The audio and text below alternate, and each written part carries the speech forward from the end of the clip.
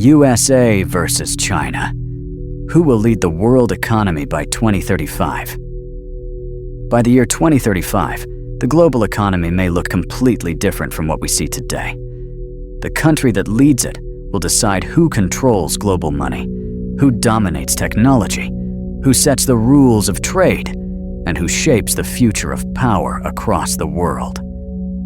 For nearly a century, that country has been the United States. But now, one challenger has risen faster than any empire in history: China. Some experts believe China will dominate the world economy within the next decade. Others say America's decline is exaggerated and misunderstood. So which one is right? Because this is not just an economic debate. This is a turning point that will affect every country, every business, and every individual on Earth. By the end of this video, you will understand who is more likely to lead the world economy by 2035 and why.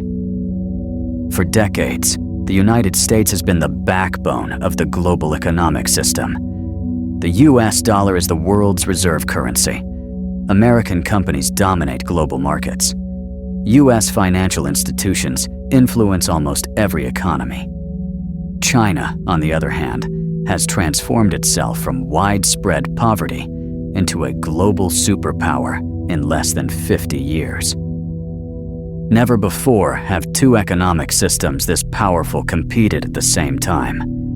The US represents free markets, private innovation, and financial dominance. China represents state-driven capitalism, massive manufacturing scale, and long-term national planning. And unlike past rivalries, these two economies are deeply connected, trading trillions of dollars every year. That makes the question even more important. Who will truly lead the world economy by 2035? Let's start with economic size. Today, the United States has a gross domestic product of over $27 trillion.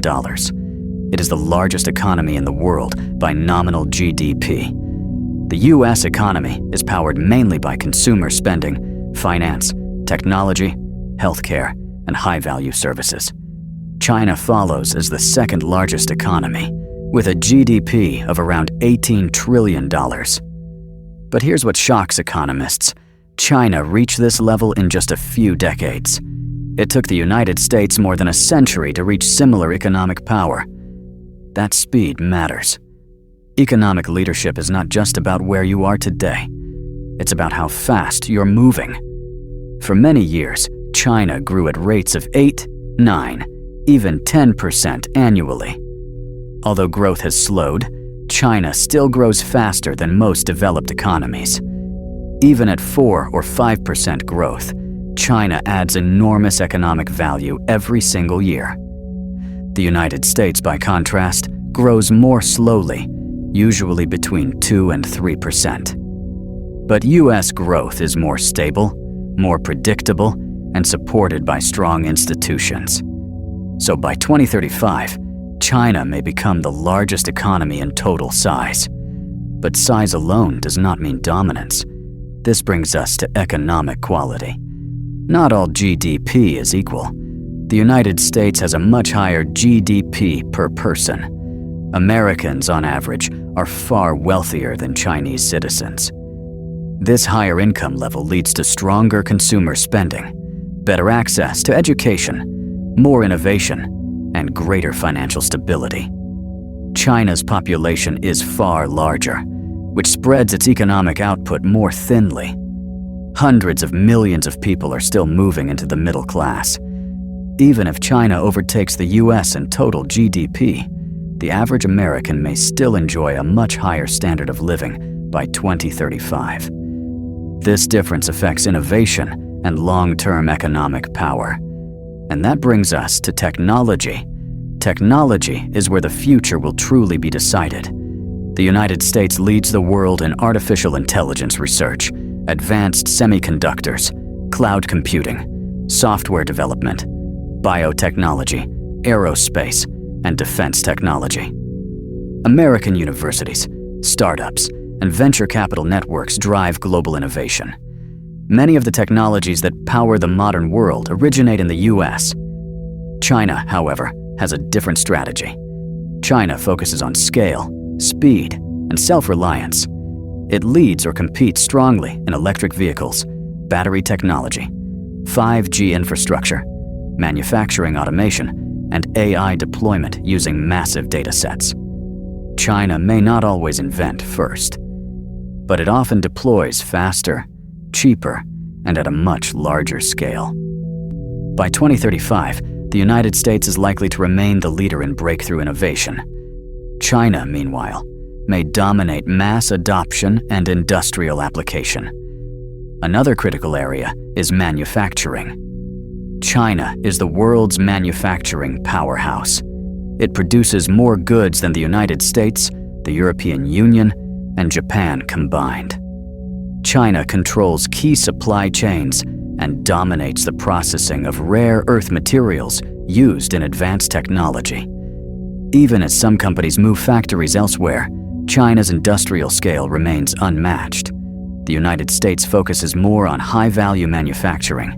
Advanced chips, defense systems, aerospace components, and precision engineering remain American strengths.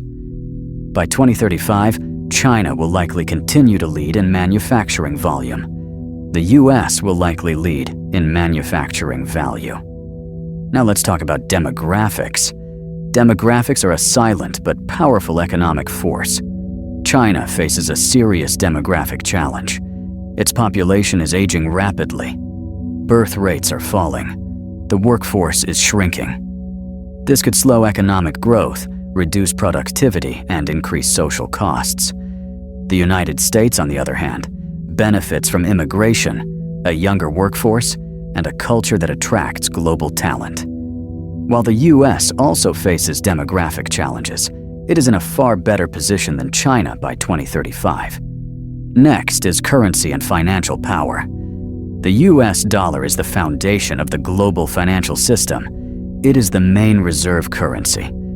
It dominates global trade and oil markets. It gives the US enormous influence over international finance. This allows the United States to borrow cheaply, impose sanctions, and shape global markets. China wants to challenge this system.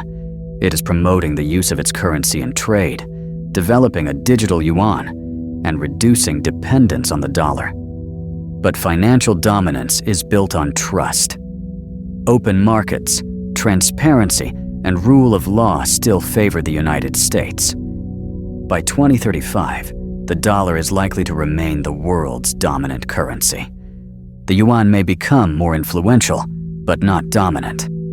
Now consider global trade and influence. China is the top trading partner for most countries in Asia, Africa, and large parts of Europe and Latin America. Its infrastructure investments create long-term economic ties and influence.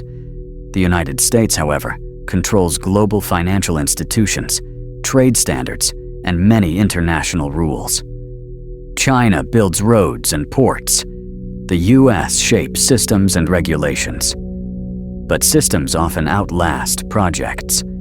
Political systems also play a role.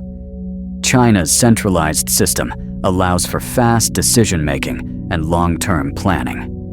But it also carries risks, including policy mistakes that affect the entire economy. The United States moves more slowly and often faces political division. But its markets are flexible, innovative, and self-correcting. By 2035, adaptability may matter more than control. So what is the most realistic outcome? By 2035, China is likely to become the largest economy in terms of total GDP. But the United States is likely to remain the most powerful and influential economy in the world. China will lead in scale, manufacturing, and trade volume. The US will lead in innovation, finance, currency power, and global systems. This will not be a world with one winner. It will be a world shaped by two economic superpowers. And the decisions made in the next 10 years will determine how that balance looks. So now the question goes to you. By 2035, who do you think will lead the world economy? The United States or China? Let me know in the comments.